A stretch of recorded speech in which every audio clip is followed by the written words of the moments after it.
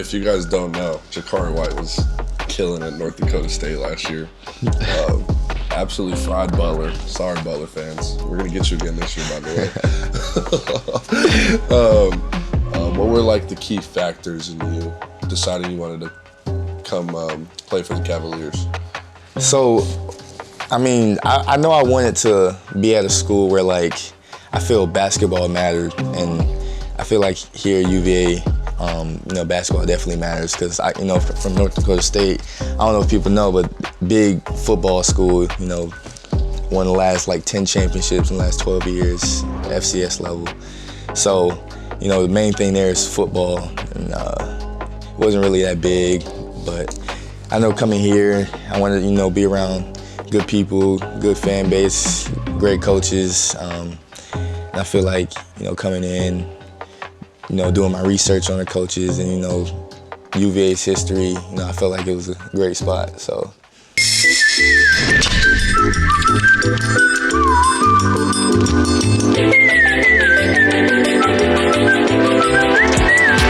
Wahoo Nation, this is your host, Devin Tillis with the Good Old Hoops Podcast, episode 2. Today I'm here with Jacari White. Jacari, how you doing? What's up, man? First of all, one word to describe Jacari on the basketball court, absolute bucket. Off the court, funny guy, great character, good guy you want to be around all the time. All right, Jacari, we kind of want to get the fans intrigued with who you are as not only a basketball player, but as a person. So I think the first question I want to ask you today is, a little bit about your basketball journey. I know you've been to, JUCO, North Dakota State, and now UVA. Talk us through your journey. Give us some stories and some good memories that you've had at those places. Yeah, JUCO was pretty interesting. So out of high school, I only played 1 year of high school. My senior year, due to injury, I was hurt my sophomore year in the middle of that season, and then I had to sit out my whole junior season. And so had a pretty solid senior year. I was very, under the radar. So my coach took a visit to the state championship where he talked with some coaches there and got me a partial scholarship to my JUCO. And from there, it was pretty interesting because I had to I was sharing a room, sharing an apartment. It was a 2-bed with three guys in there. So and I was on a partial, so I had to pay for my housing. So I was doing DoorDash on the side and then having a hoop at the same time. So it was pretty interesting. I was trying to balance everything. But it was fun. I mean, the overall experience was fun. I wouldn't change it, even if I could. And then transferred out of there, doing 1 year, did 3 years at NDSU, which was, that was a culture shock for me going up there in the Midwest. Yeah, I mean, Florida boy going to North Dakota. Yeah, that cold doesn't spare anybody, and it was rough, for a little bit, because I didn't have no car up there, so I was walking to class, walking to the gym in negative 20-degree weather, windy, it was rough, but I like the guys there, I like the people there. I feel like that's what kept me there for so long, and I ended up graduating through the JUCO rule and got my year back, and so now I'm here. So you're a real JUCO product. I see a lot of guys get the tag. Yeah. Did you ever thought about getting I don't know. We'll see. Bad tag. But anyways, what, I know being from JUCO is a different animal and beast. You kind of have to be a certain type of person to be able to thrive in JUCO and kind of make it to Division I level because you're kind of fighting every day. Mm-hmm. Kind of describe what that, hunger and kind of feel that you had to, fight your way up to a Division I level. Man, I feel JUCO's different. I feel if it's, you gotta have that dog in you, really. It really puts that dog in you for, because you're, battling against second years that's did a year already. And then, so, they're gonna be playing more over you, and you gotta do something that makes you like stand out a little bit, like whether that's being the guy on defense or scoring the ball, or just overall just making the team better. And like I know JUCO gets like the narrative of like I mean I wouldn't say narrative, but like when you go to those JUCO showcases, like everybody's trying to get their own, and it's not really like good basketball being played. But I mean, you just kind of gotta like take that with a grain of salt and just keep it pushing, keep doing your own thing. Eventually, the right people are gonna notice and want to recruit you. So yeah, nice. I mean, I know a few guys who went to JUCO and they all kind of had different experiences, but really the same experience. Kind of fighting their way up to try to get to a place where they want to be at versus the place they were previously. Yeah, you meet some interesting people in JUCO for sure. I know there's some characters. Since a few hotheads. Now going back to North Dakota State, what was like your favorite basketball memory, or just memory in general, being at North Dakota State? All right, this might be a little crazy because it wasn't a good thing that happened, but it was so funny at the time. It wasn't funny at the time, but like looking back on it, it was actually like hilarious because so we had gotten in trouble with like the dining people because like we had to like not strict meal like dietitian, but we had to send like meal pics, right? And it was funny because we couldn't have like any fried food. Yeah. So in the morning they have food like already made, and they'd be like hash browns on the tray, but we couldn't have the hash brown and like send a picture with, so we put all the hash browns on one like big tray, so it was just like a mountain of hash browns. And the dining people noticed, and they told the coach that we were like wasting food pretty much. So like coach thought he didn't really like understand. I mean, there was different way we could. It was like kind of a miscommunication type thing. Yeah. But then he made it run so much. Like one of the guys, he had to use the bathroom. He told coach he had to use the bathroom. He was like, "You're gonna have to use the bathroom on the floor." So he had to keep running. It was so funny. It was. I got a dining room story too at UCI. Only the freshmen got meal swipes, so we used to pass the cards back, and we got caught passing the cards back using the freshman swipes. Yeah. And the dining people told all our coaches, and we had our coach made us run around the whole school holding hands. He said, "Y'all want to get caught together? Y'all go run together." Yeah, dude. So that was a good story. So you talk about you got this last year of eligibility left, and you chose to come to UVA. What were like the key factors in you deciding you wanted to come play for the Cavaliers? So, I mean, I know I wanted to be at a school where like I feel basketball mattered, and I feel like here at UVA, basketball definitely matters because from North Dakota State, I don't know if people know, but big football school, won the last like 10 championships in the last 12 years, FCS level.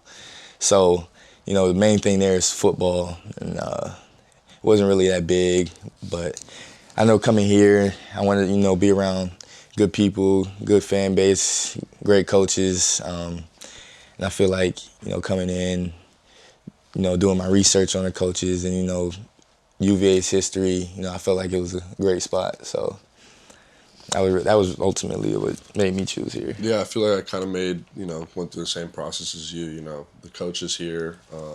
Obviously, I knew some guys who went here, like London Parentes, he's really close to my brother.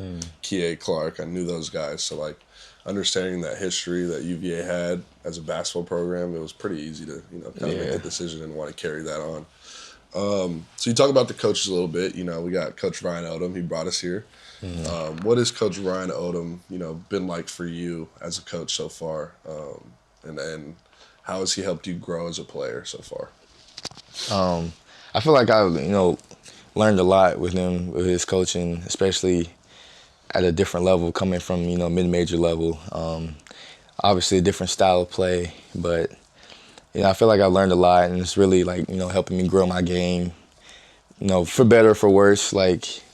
It's been a learning process, so getting over that hump has been challenging, but it's been fun at the same time. And I enjoy the guys, being around the guys too. So it's been fun. Yeah, one thing I really like about Coach Odom, he kind of lets us just rock out. Yeah, like he doesn't put a leash on us. Like he helps us, show our strengths, but also like build on our weaknesses. Yeah.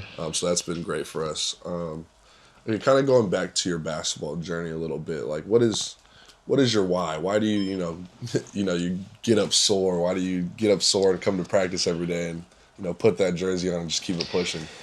Yeah, honestly, I wouldn't want it any other way. Like if I honestly don't know what I'd be doing if I wasn't playing basketball. And it's been part of my life for so long, and it's just like, I don't know, like it's fun to me. Like no matter, like I get up sore,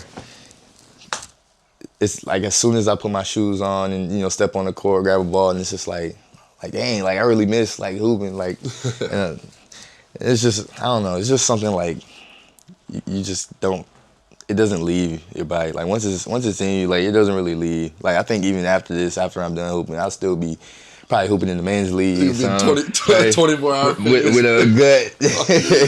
Catch me and Jacari in our late 30s. Local YMCA. I'm gonna have 2 knee braces on.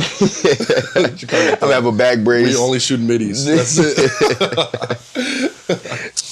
All right, now I guess we can shift away from basketball a little bit. I think they understand who you are, like, and how your basketball journey as a whole. Now we can just get into some more, fun convo, fun talk. Let's do this. All right. So what does Jacari White, like to do in his free time? Like when he's just chilling there, no practice, nothing going on. What do you like to do? Man, honestly, I'm a couch potato. I just like to lay there, just be on the phone. I mean, I recently just got a guitar, so like sometimes I'll pick that up if I'm like bored. If I want to like learn a song like real quick, I just want to play a little bit. I also got a cat I'm dealing with. I gotta childproof the room, make sure he can't knock anything over. Okay, how's the cat doing? Every time I'm walking out somewhere, people ask me about my cat. So how's your cat doing? Man, he's something else, man. I feel like I got a good cat for me. Like he's not scared of nothing. He likes walking up to people, playing with stuff that he shouldn't be playing with, but he'll still act up here and there. Key word, he got a good cat for him. Yeah. I saw his cat's name is Smoke. I saw Smoke the other day. Try to pick him up. He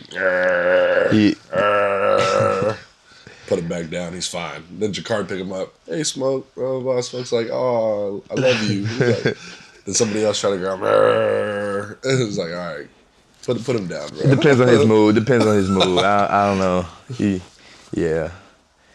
But yeah, I mean, I watch a few movies, maybe anime here and there. I haven't really watched any anime for real, but like recently. But My Hero Academia season 8 just started back up. So. Oh, is it coming out? Yeah, it started 2 episodes deep. Midoriya and then. Mm-hmm. That's tough. I like that. All right, what are your top 5 movies? Top 5 movies. I don't know. Can I put like trilogies in there? I just recently rewatched the Maze Runner series. Wow. That was I actually haven't seen those in a minute. Yeah, great movies. I'm put Lion King up there. It's all time great. Dang, other movies. I mean, Hunger Games too. I really like those like utopian. I'm not a Hunger Games guy. Like I'm not a Hunger Games. The first one was solid.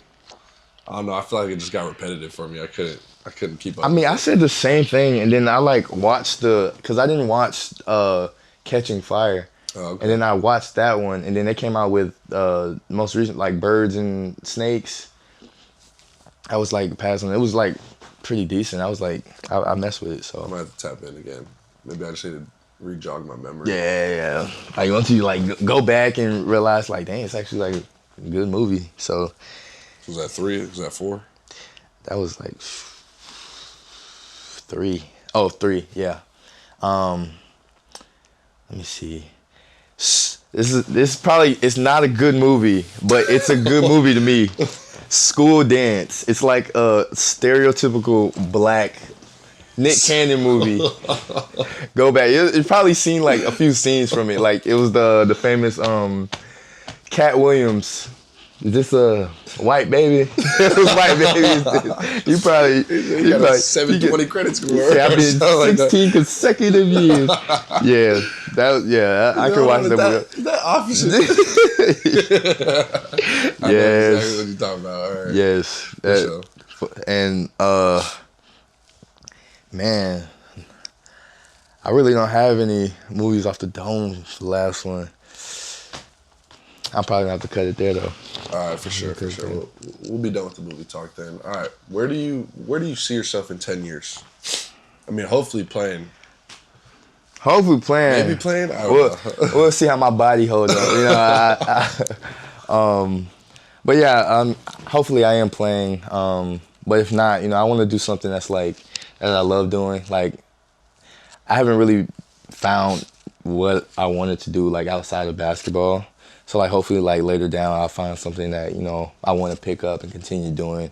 Maybe that's something, you know, close to sports, like I don't know, maybe broadcasting, maybe coaching.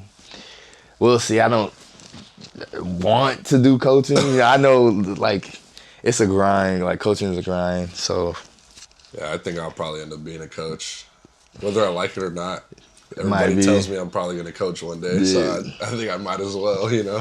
Hey. I mean, you got the guitar, you can join a band. I ain't that good yet. It's going to be a few years before I get anywhere close to being in a band. Get up there with the country singer. Get on the guitar a little bit. Man, I don't know. I ain't much of a... I don't know. I try to sing. I don't know. If you catch me at a good time, I might, you know, the chords might be good that day. They might be struggling. It might be, yeah. I mean, you know, it depends, but we'll see what happens. You know, I'm open to it always, so I'm open to everything. So. All right, so like, what songs can you play on the guitar? You got any?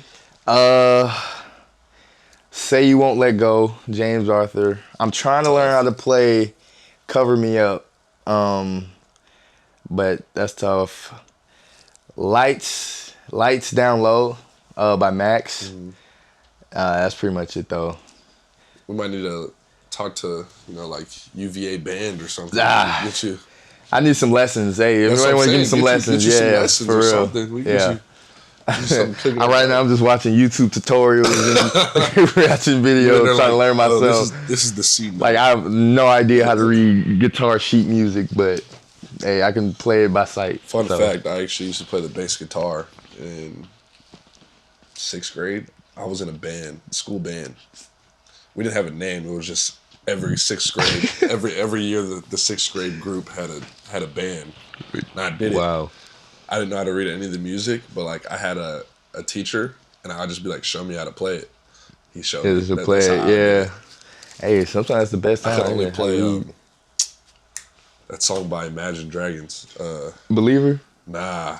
Is that Imagine Dragons? It's called. Natural? No. No, Radioactive. Oh, That's the only song I could play. That's the only song my band performed. The other songs, I was just faking it. I was like strumming one chord. I was like, the whole time. Yeah. Dude, it was crazy. Yeah, it was too deep. I was making it look like I was doing something, but I wasn't doing nothing at all. All right. I know like coaching wasn't too much on your mind, but you did mention that maybe you could get into it. Like, who are, you know, some coaches that, you know, you really liked or taught you some key lessons or maybe just some sayings that they had that have been kind of instilled in you as a player and as a person? Man, it really started, my high school coach really, you know, he really kept me going. Like, even when I was hurt, he kept me a part of, like, the coaches' huddle to, like, you know, learn more about the game and something. He really kept me close. And, you know, we're still in contact, you know, to this day. You know, he'll probably be at a few games this year. But, you know, he taught me a lot, just more than just being just a basketball player. Like, he'd always tell me, like, you're just out there playing basketball. You got to be a basketball player. And I never really understood until, like, I got into, like, my second year of college. And it was just like, like it finally clicked, and I was just like, yo, like I told him that. And when I go back home, sometimes we meet up, get lunch here and there, and I told him, I was like, yeah, I finally like understand what do you mean, like what you meant by I'm just out there playing basketball, because I really was like I didn't really understand like exactly what I was doing. I was just doing stuff just to do it, but I incorporate like the mental part of the game with that too, and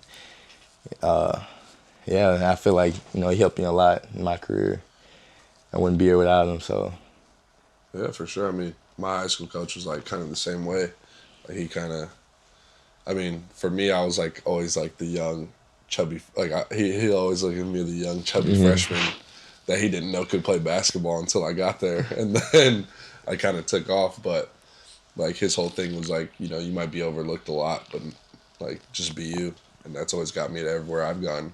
And then my coach at UC Irvine, Russell Turner, crazy dude, by the way, but I love him to death. That's always been my guy. He's kind of a coach that instilled that like dog in me, a little bit. Taught me to just be in kill mode all the time, and like I respect him for that. But the other thing he taught me was like that we learned here too was like always leave a place better than you found it. And like I always think that I left UC Irvine better than I found it. So that's another coach. I'm hoping to learn more from Coach Odom as I go. Yeah, We'll definitely get a lot. Yeah, for sure. Yeah, kind of talking about Coach Odom more. Like what do you think Coach Odom has kind of instilled in you so far, and like, or has he been similar to other coaches? For me, Coach Odom and actually Coach Turner, they are friends. They played college basketball together at Hampton-Sydney, so they get a lot of their teachings pretty similarly. Play a lot differently, but yeah, they're still pretty similar. Like I said, the leave it better than you found it, when we first got here. That was something Coach Odom always told us, And we actually read a book with Coach Odom called Legacy. And like the main thing was like kind of leaving the jersey in a better place than you got it, right? Yeah. So that's kind of something that's been similar for me, coming from UC Irvine to here. And the coaches, like, they're pretty different in their own ways, but they're similar in a lot of them. Yeah, something he always says like play for the name on the jersey, not the name on the back. And at my last school, we didn't even have our name on our back of our jersey. So like that was just like the school culture. Like it's the program more than the person. So like that's something like similar. Like I'm used to seeing and hearing. So you talk about like school culture. How do you feel like UVA's school culture or fan support has affected you so far? Man, I feel like it's way different from my last school. Like you don't really like see too many people like on campus at all, because it's like most people are like online and don't want to go to class. But here I feel like I want to get out like into the campus more, and talk to a lot more people around. So if you see me around, you don't be shy to like like come on, say what's up. Like I'm always enjoying like talk to new people. So it's just fun, in the new spot, meeting new people, different fan culture here. So I really appreciate that, and it's just excited for everybody come see us this season. So, and then one more question: what are you expecting to gain out of this year? Not just from I want you to talk about the basketball side a lot, but not just from that standpoint, but also from just you as a person. Well, it being my last year, I just want to give it my all, one last time, and really see how far I can get and see what I can do for UVA and the program, and see how far we can get. All right. What do you think fans should expect, from us as a team this year, from you as a player personally, and how is, certain things from practice going to carry over to the game? We have a game coming up on Thursday. Yeah. You can talk a little bit about, the excitement of going into that game and, what the people back home watching should expect. Yeah, I guess for us this year, we have a pretty fast-paced offense. Like, it's not really any sets. Like, you rarely see, a stalled ball. And we're gonna be high pressure. We're pressing this year, so you're gonna see me getting into the ball, dogging the ball all the time, being active on defense. Hitting threes. So it should be fun. It's gonna be very fun to watch. I guess, for this upcoming game, I'm most excited. I think we're all excited just playing somebody other than ourselves for once. So I know we've been playing each other for like, what, 4 months yeah, now? that's all. I feel like it's harder. Yeah, facts. But, yeah, just, playing somebody different, see how everything, we learn over the summer, everything we plan, see it actually, come to fruition, seeing it for ourselves and how it works. So I'm most excited about. So. Yeah, I think I'm also most excited to just play another team. We've been practicing playing 5-on-5 with each other for so long that you get a little antsy for playing some new competition, and obviously we want to win, so we want to win that game for sure. I don't know how it's there's a lot of weird rules with the Vanderbilt game. Yeah, there's. Fans can affect the score or stuff like that, but I don't know how that's gonna work. I don't know how that's gonna work, but the biggest goal is for us to win. Yeah, and I think, like you said, we're gonna play fast, shoot a lot of threes, play hard on defense. It's gonna be together. It's gonna be a fun brand of basketball. Oh yeah. So like I said, we've been playing each other for a while now. Who do you think is gonna be a breakout player for our team this year? There's a lot of great players. I feel like Chance has a good, decent place to be a great player for us. Especially whatever his role is this year. I feel like he'll come in, and keep the train rolling. There wouldn't be a drop off. When he's in games, so I think he's gonna be pretty good for us. That was gonna be my sleeper pick too. I feel like everybody can kind of see how we play, what we've done, but nobody knows what to expect from Chance. Yeah, I can tell you guys, Chance is gonna have a big year this year. Obviously he's the first year and he's gonna have to play a role, but his role is gonna be a big one. Yeah, trust that for sure. All right, Wahoo fans.